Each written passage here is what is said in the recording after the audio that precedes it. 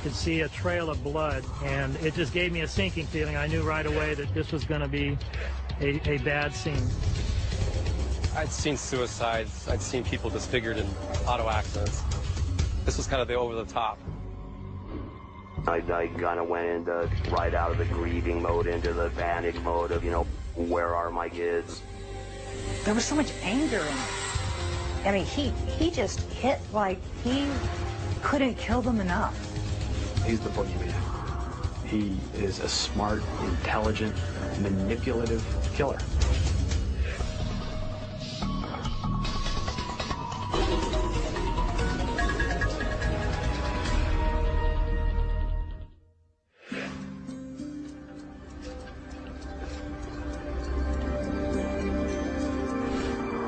Coeur d'Alene, Idaho, a sleepy town known for its rugged beauty.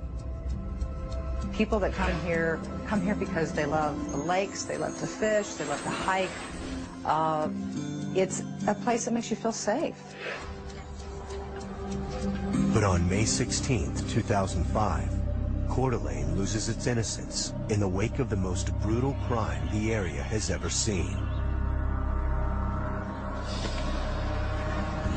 It's an ordinary Monday afternoon when local police receive a call from a man named Robert Hollingsworth. He's just come from a neighbor's home where he noticed what appears to be bloodstains splattered across the front door. There's blood all over the door. Nobody comes to the door. Not sure what to make of the strange report, the Kootenai County Sheriff's Department dispatches a deputy to check on the residence of Brenda Groney. She lives with her boyfriend, Mark McKenzie, and her 3 children, 13-year-old Slade, 9-year-old Dylan, and 8-year-old Shasta. It's a family that Deputy Moyer knows well. You know, I drive by and Dylan and Shasta would come out to the car, and I give them sheriff deputy stickers, and they wanted to look in the patrol car and see the lights. But the moment he arrives at the Groney home, he can tell that something's not right. It was very calm and still, and there was kind of an eerie stillness about the residence. And as I walked up to the front door, I saw the blood on the front door. There was a smell and odor that, if you've been in law enforcement long enough, it smells like death. And as I walked around the back and saw a smear on the back door of blood, and the door was ajar, and that initially just sent a chill down my spine. My senses kind of went up, and I took a little more precautions. You know, I called for another unit to come back me up. We walked up to the front door, and I looked into the front door, and I could see a trail of blood. It just gave me a sinking feeling. I knew right away that this was going to be a bad scene. Investigators enter the home cautiously with guns drawn. I turned the corner. There was what appeared to be a young male face down, female face down. It appeared to be they were bound, and their heads were mutilated.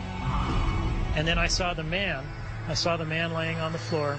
I could see that he, too, had been bludgeoned multiple times in the head and had suffered severe head trauma. The 3 bodies were placed one next head to toe, head to toe, head to toe. Mark McKenzie, Brenda Groney, Slade Groney, all bludgeoned to death. And I remember thinking to myself, my God, this is a mother. You know, this is a mother who has been tied up and murdered right here along with her own child. And how horrific that was. I'd seen suicides. I'd seen people disfigured in auto accidents. This was kind of the over-the-top. I really hit home, it hit my heart. It's hard for me not to get emotional. You don't prepare for that in law enforcement. But I still had to reach down and say, you know what, I got to do my job. I've got kids in this house. As we moved through the house, there was bloodstains virtually everywhere in the house, in every single room, on every wall. Officers perform a thorough search of the remaining rooms in the house, including Dylan and Shasta's bedroom. There was blood in there, and I just remember thinking, oh no, not the little ones, not the little ones. We began to wonder if possibly if they had met the same fate as the others in the house, their bodies could have been disposed of in another way. But after scouring every corner of the property, the youngest Groney children are nowhere to be found. We wondered if possibly that they had fled out into the woods here. I went over to the creek area, which is over here to my left, and called their names out. Shasta, Dylan. I got no response. You get kind of a panicked feeling in your heart. Yeah, you know, we have mountain lions and all kinds of different critters running around here. I wouldn't want my little ones out there. But an initial search of the surrounding area turns up no sign of the missing kids. With nightfall fast approaching, investigators know they're going to need all the help they can get, so the county sheriff reaches out to the Coeur d'Alene division of the FBI. Our first motivation was we now had 2 missing children. That changes the game. And that's when we really start activating resources, additional agents. The first clue that jumped to mind were the kids staying with their father, and that was the first door we knocked on. But Steve Groney seems as shocked and puzzled as everyone else. You know, that I obviously had 1 dead child. I knew that there were 2 missing, and that just changed the aspect of everything. I kind of went into right out of the grieving mode into the panic mode of, you know, where are my kids? We checked with friends, relatives, any place where they could have been staying. After we exhausted all of those possibilities and they were nowhere to be found, we were very concerned that we had an abduction. Law enforcement immediately puts out an Amber Alert informing the public to be on the lookout for the missing children. The community of Coeur d'Alene joined together and united in a way I've never seen before because they wanted to find Shasta and they wanted to find Dylan. As searchers continue to comb through the surrounding woods, crime scene technicians process the scene. But despite the seemingly frenzied nature of the crime, the killer or killers seem to have covered their tracks perfectly, leaving no clues as to Shasta or Dylan's whereabouts. If they're not found within the first 24 to 48 hours, they generally are found dead. I think actually the more time went by and they weren't finding the bodies, that I actually had more hope that they were alive somewhere. The day after Mark McKenzie, Brenda Groney, and her son Slade are brutally slain in their own home, investigators in Coeur d'Alene, Idaho are painfully short on evidence. And more importantly, have no clue as to the whereabouts of the family's youngest 2 children. We were organized around one common goal, and that was finding Dylan and Shasta. With a killer or killers on the loose and 2 youngsters gone without a trace, local residents are scared to death. There was a fear factor that permeated the community, disbelief that a crime of this horrific nature could have occurred in this community, this peaceful community, this idyllic community. And a lot of the members of the community were very adversely affected by all this. But until they generate some leads, there's nothing law enforcement can do to quell the town's panic. And so far, they've got almost nothing to go on. In a murder case where you've got a fingerprint on the door, you've got a bloody shoe print, or you've got a witness, you've got something to work on. In this case, we didn't have any of that. We didn't have anything to work with, so the best thing we could do is learn as much as we could about our victims. Brenda and Mark had been dating for about 7 years, and they had a great relationship. Mark commuted every day to a manufacturing job in Spokane, 40 miles away.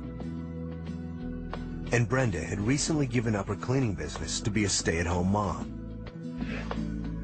They seemed to be a picture-perfect couple, but there was a wild side to them as well.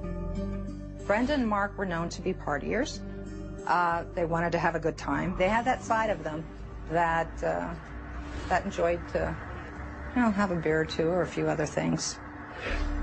Still, by all accounts, they seemed to be living a happy and comfortable life. Mark was a great guy, and he loved those kids. They weren't his kids, but he loved them, and he took very good care of them. And this is why we can't understand why this happened. Investigators agree, and based on the brutality of the crime, they begin to piece together a preliminary profile of the killer. And when you see multiple impact injuries like that, such violence committed upon a person, we're taught that that's a personal killing. Oftentimes that's done by somebody who knows the family, somebody that is filled with a lot of anger towards those people. But agents struggle to make sense of the kidnapping. Why would you take the kids out of the house, kill the parents to do so? Why wouldn't you take them at a bus stop? Why wouldn't you take them when they're walking to school? So it appeared to be some kind of a revenge motive, someone that was close to the family, someone that wanted to get personal, up close and personal to the victims. As the desperate search for Dylan and Shasta goes national, federal, state, and local officials join forces to start questioning potential suspects. One of the first leads we looked at is that father and mother were divorced. Father had a separate residence. We had received allegations that there was a volatile relationship that had existed between Steve and Brenda. And so we naturally would have to rule Steve out before, we could move on to some other things. Steve also admits that just 2 days prior to the murders, he and Brenda had a blowout over the kids.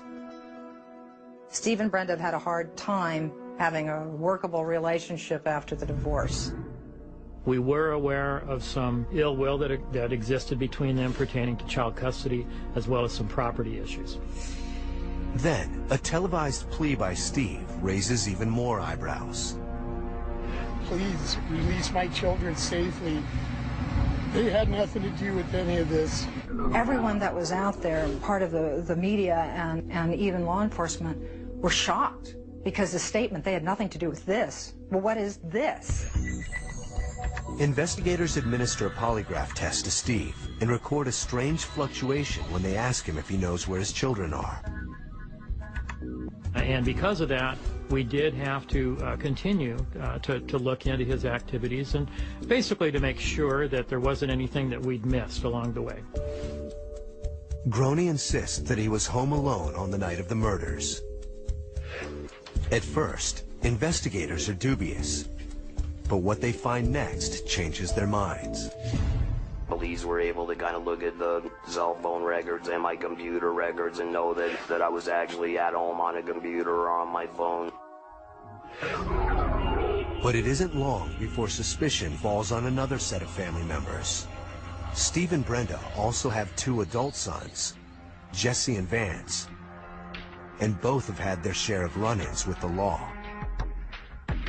My 2 oldest boys have been in quite a lot of trouble since they were in their early teenage years. A lot of people make reference to their drug problems and stuff like that.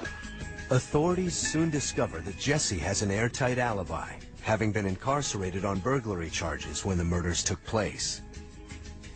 Investigators then interrogate Vance and come away convinced he had no involvement either. But questions remain about a possible motive for the killings. We began to get some tips about a barbecue that occurred the day prior to the killings. So the cops started looking at everyone that was at the barbecue. Did somebody get in a fight? Did somebody owe somebody money? Was there something else that happened that would have made someone at that barbecue turn around and say, I'm going after these guys the next day? We found a fingerprint on the same door that was blood-stained there at the scene. That fingerprint returned to an individual who we were aware had attended the gathering the previous day. His name is Gary Youngwood, and police soon discover he has a criminal record. According to Jesse Groney, Youngwood also owed his mother and Mark $2,000. there was the hope that this person would lead to the resolution of the crime, to find out what had happened to the kids. Either this person may have witnessed something that could help us solve the case, or maybe the person themselves were involved in some way in the crime. But when members of the task force try to locate him for questioning, Youngwood is missing in action. He was difficult to find. We did serve some search warrants on his cell phone. We began to track him by cell phone. There was a considerable amount of resources that were spent in locating this person and discovering what it is that he knew. A follow-up call to Youngwood's parole officer reveals that the day after Brenda Groney, Slade Groney, and Mark McKenzie were bludgeoned to death, Youngwood notified her that he was leaving town for a short vacation in Boise. One of the thoughts is that he's avoiding contact with us because he knows something.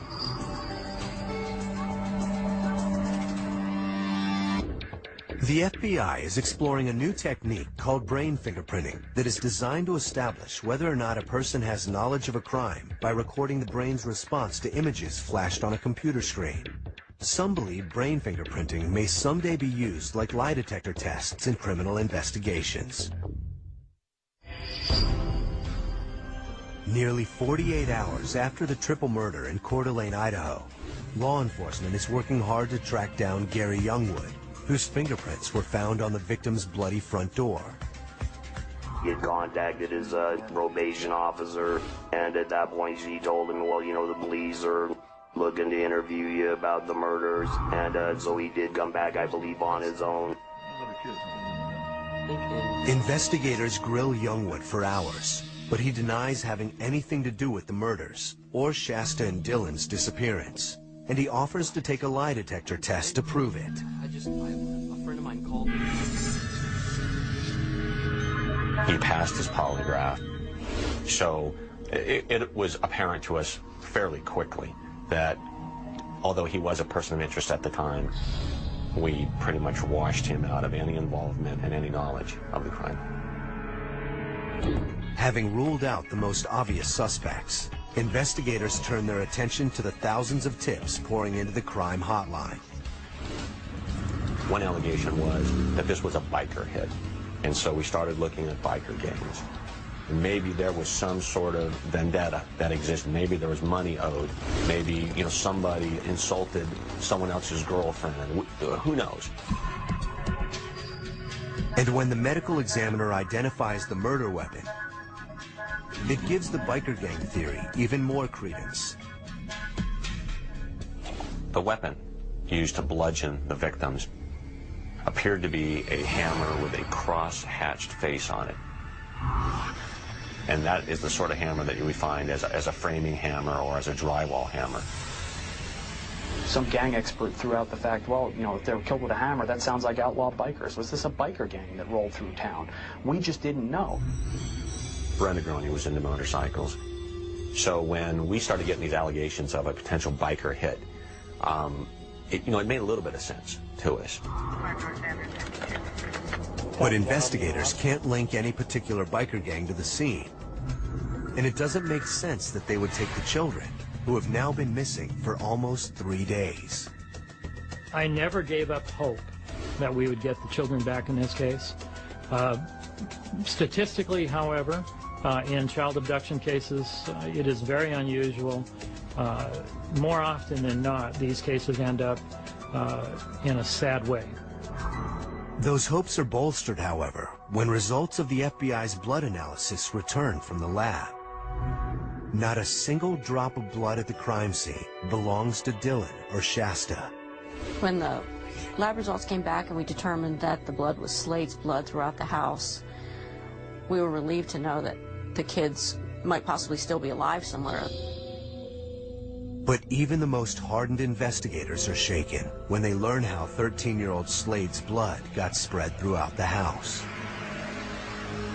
I know that that was personally very traumatic for me, to think that Slade was walking through the house injured and leaving a trail of blood throughout the entire house, through every room of the house, and then finally dying at his mother's feet.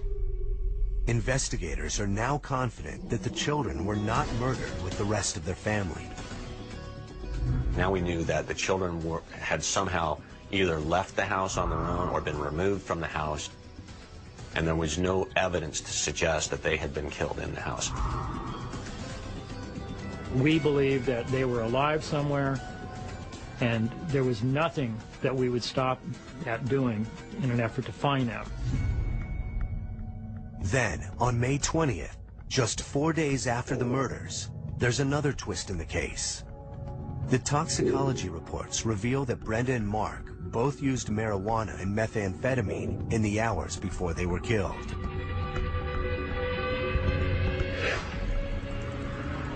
Are there any violent drug gangs who would do a crime like this if they were owed a debt that wasn't being repaid? Could it be somebody that happened upon the house who was high on drugs, taking drugs and unleashed a lot of violence on the family so quick that they couldn't do anything about it at all?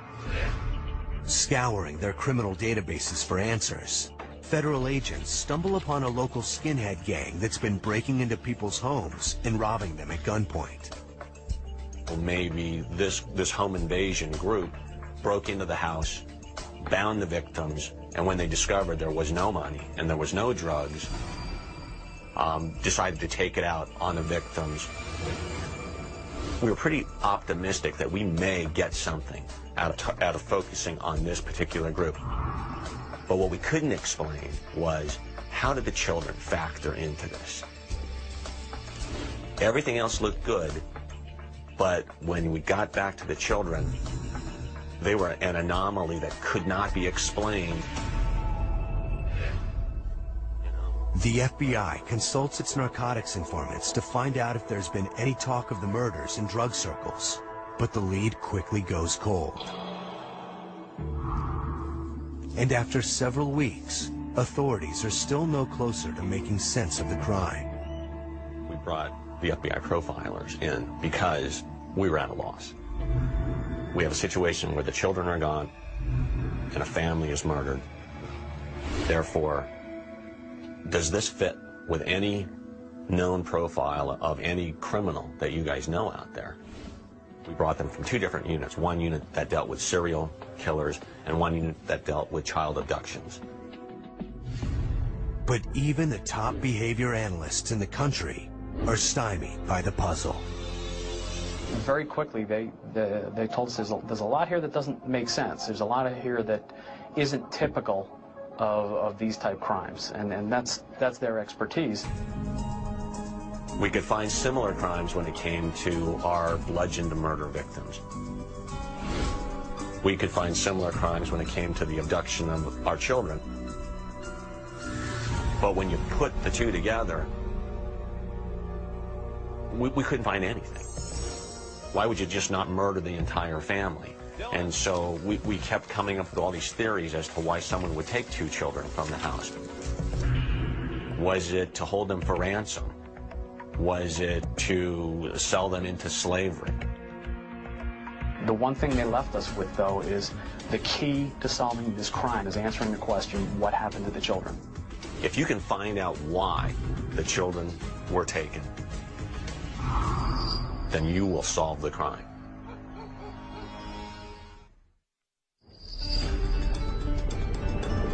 It's been almost 2 weeks since Dylan and Shasta Groney vanished in the dead of the night, and the task force is no closer to figuring out what happened to them or why their family was murdered.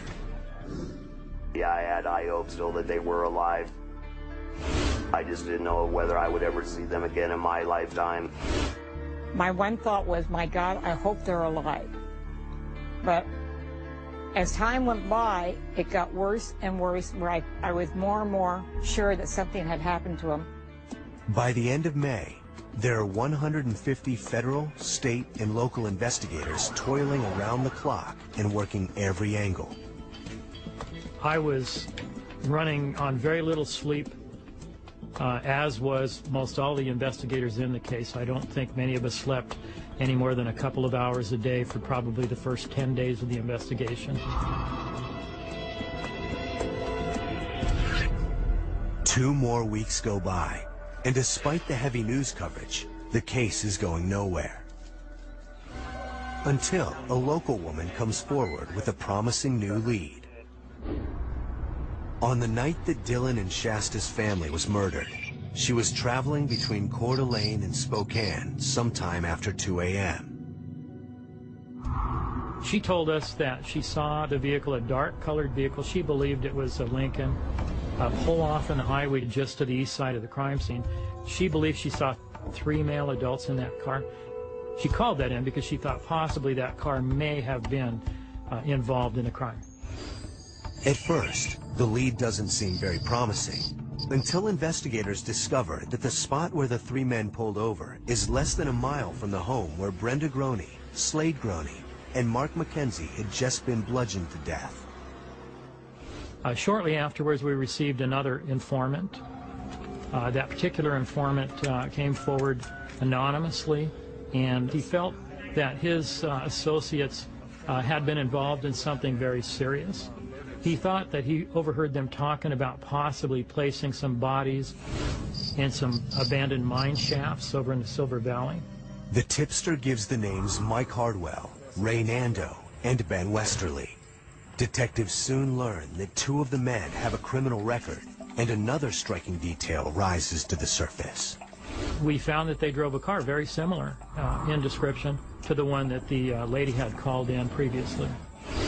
When we did some analysis of their cell phone activity, we noticed that there was indeed some cell phone activity in the area of the crime scene on or about the time of the crime.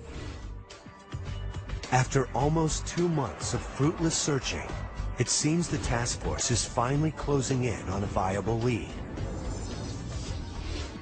But just as they're setting up surveillance on their suspects, the case takes a stunning turn. When the phone rang at 2 o'clock in the morning, Saturday morning, I wasn't quite prepared for what I was going to hear. I couldn't believe it. I refused to believe it at first, and even said, "You have got to be kidding me." FBI agents are quickly brought up to speed on a local waitress who has a shocking story to tell. I had just come back from my break. I automatically checked my section, and I had noticed 2 new people in my section. I get a clear view of the little girl. It was an instantaneous, oh my God, is that Shasta? She remained with her head down. Her hands were in a prayer position, stuck between her legs. Her whole body language just screamed, "Help me." Hey, how are you guys doing tonight? But the waitress doesn't miss a beat. She takes their orders, then sneaks to the back of the restaurant and tells her manager to call 911. I saw the squad car pull up. I walked out, and as soon as the officer stepped out of his vehicle, I told him he was going to need to call for backup. I was positive it was her, and he was going to need more help. When backup arrives, the police cautiously enter the restaurant and escort the man without incident to their squad car. The officer had grabbed my elbow, and all he said was, "Stay with her." I said, "Honey, what's your name?" And she said, "Shasta Groney," and she just started bawling. When we first got the call that Shasta was found, I was elated. I was ecstatic. Although we had so many questions. Who was this person that Shasta was found with? Where's she been this entire time? Was this a person that just found her wandering on the street? Was she dropped off? It was unbelievable. And of course, all of us wanted to know, where was Dylan? Shasta's rushed to the hospital for evaluation. And after a harrowing 2 months, Steve Groney is reunited with his daughter. Kind of, laid my head on the pillow next to her, and she eventually kind of opened her eyes and said, "Daddy," and gave me a big hug. At the command center, investigators interrogate her companion. He is identified as 42-year-old Joseph Edward Duncan III from Fargo, North Dakota. I thoroughly expected to find that this was going to be one of the many, many names that we had dealt with in the investigation. And when they told me the name, Joseph Edward Duncan III, I was perplexed. I had never heard that name. And I can recall saying, who? We start doing all our record and database checks, and we come to find very quickly that he's a level 3 sex offender who is a fugitive from a molestation case back in Minnesota. Level 3 sex offenders pose a potential high risk to the community because of their history of sexual assaults. In fact, Duncan's first recorded sex crime occurred in 1978 when he was just 15 years old. 2 years later, he was sentenced to a Kansas City prison for molesting a teenage boy. There, he was diagnosed as a sexual psychopath and underwent years of intensive psychological evaluation. On the surface, he seemed to be showing signs of reform until 2004, when he was charged with sexually molesting a 6-year-old boy at a playground in Detroit Lakes, Minnesota. But Duncan was not ready to go back to jail. He managed to borrow $15,000 for his bail and immediately left town. He had a webpage where he wrote extensively about society's persecution of sex offenders. He knew he was going back to prison for the molestation in Minnesota, and he made a decision. He decided, I can either stay here, try and fight the case and risk going to prison, or I can go on the run, take whatever money I have, and I can live out my ultimate fantasy. That was his goal. His final blog entry, written just before the murders, is especially menacing. In it, he rants about striking out at society. But Duncan's motives no longer interest investigators. Their sole concern now is the whereabouts of Dylan Groney. I did make an attempt at interviewing Mr. Duncan. However, Mr. Duncan invoked his Fifth Amendment right to silence. Determined to find Dylan, investigators search Duncan's vehicle and discover a treasure trove of evidence. The shotgun, Duncan's laptop computer, his GPS device, an empty package that the plastic zip ties had been in. A key piece of evidence was a small microdrive, a 4-gigabyte microdrive that contained a lot of still images and video images of the children while they were in captivity. And so the investigation then ramped up tenfold in an effort and in a belief that Dylan may still be alive. But they're unable to find the murder weapon or anything that might lead them to the missing boy. And I still had hopes that they were going to find Dylan alive somewhere. Running out of options, police turned to the only other person who may have information on Dylan's whereabouts, his sister Shasta. We assigned an investigator to conduct interviews with Shasta to get the full story from her, to try to assess whether or not she had actual knowledge or not. The little girl begins to tell her story, and it's a tale more haunting than anything the seasoned investigators have heard before. I can only imagine what those children went through. Police in Idaho have finally rescued 8-year-old Shasta Groney from her abductor, fugitive sex offender Joseph Edward Duncan III. When I heard Shasta had been found, I just cried. And I just thought, thank God, thank God. And then a second later, I thought, where's Dylan? It was hard to be happy and elated about it because now I understand that they don't know where Dylan is still. So it, boy, just emotionally, man, it was a roller coaster.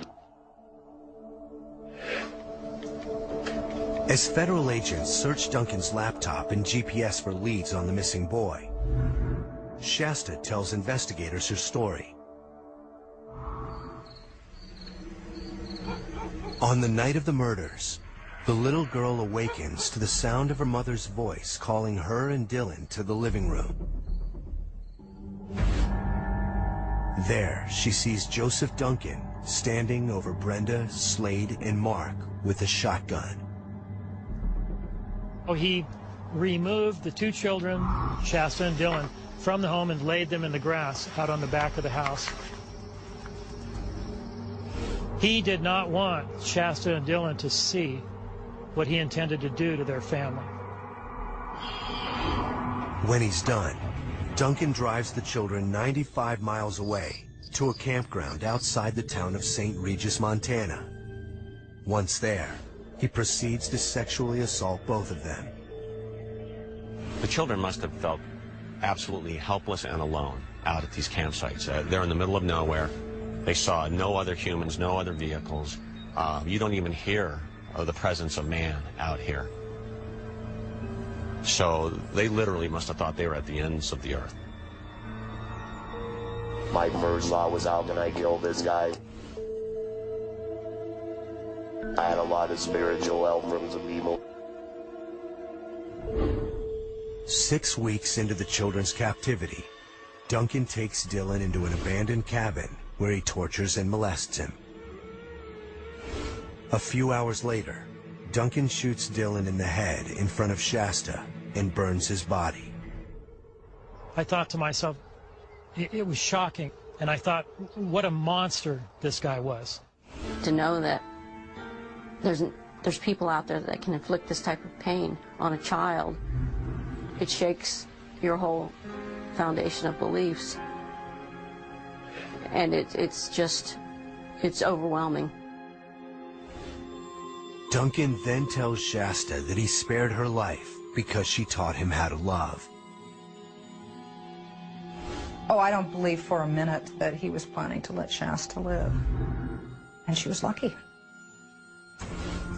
The next day, using data from Duncan's GPS and laptop, investigators locate the campsite where Shasta says her brother was murdered. Searching the area on their hands and knees, Bureau agents soon find what they're looking for, a fragment of bone, and at a nearby culvert, more bone fragments. When they told me they had conclusive evidence that Dylan had been murdered, I pretty much lost it. And that just broke my heart. You know, Dylan was such a loving, tender-hearted kid, and eventually find out all the things that he went through during that period of time. That was hard to take.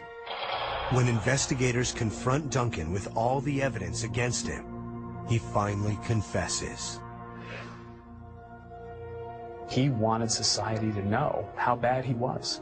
He wanted to make sure that society was harmed or injured by what he had done. He had two goals. His goal, again, was to live out what he thought his ultimate fantasy was, which apparently involved murdering and assaulting children, and to exact revenge on society. Revenge against what he thought society had done to him as a registered sex offender. Duncan goes on to tell authorities how he prepared extensively for his crime. He, starting before he ever even left North Dakota, he started assembling equipment and items that he would need. Heading west, Duncan goes hunting for targets. Once he reaches Idaho, by sheer chance, he comes across the Groney home. As he comes down this hill, one of the first homes, he sees Shasta playing in the front yard and surveils the house. He spots Dylan. So he spends the next day and a half or so checking out the house. He had brought the weapon of his choice to kill the family with, and that was a hammer. He had thought about everything to make sure that he was going to commit the perfect crime. In the early morning hours of May 16th, Duncan decides it's time to make his move.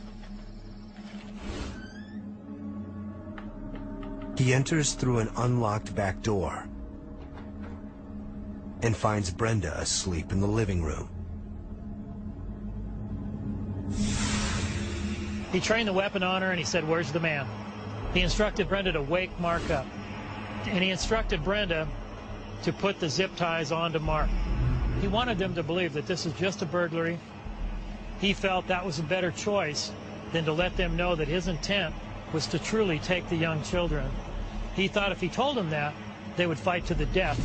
Once everyone is bound and gagged, Duncan takes Dylan and Shasta outside so they won't witness the deaths of their family members. He wants them to go with him quietly.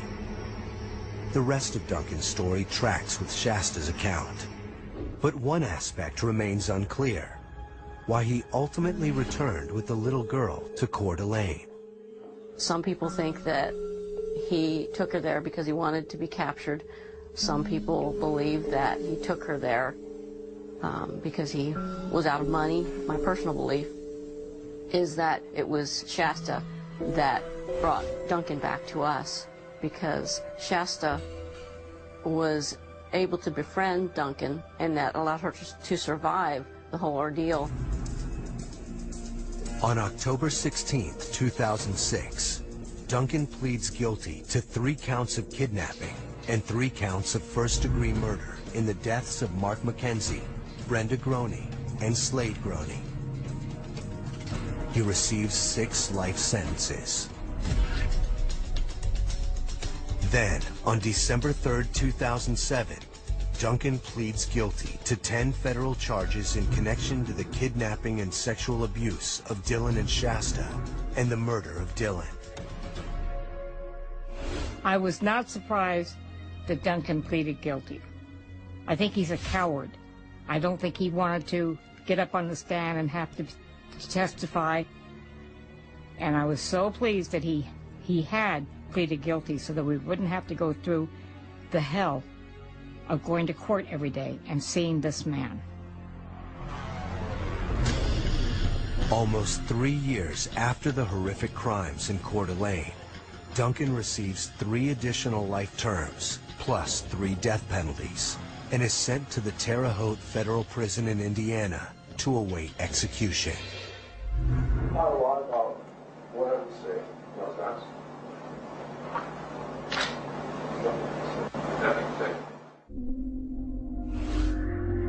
Joseph Duncan is the personification of evil. He's the boogeyman. He's everybody that we should and need to fear.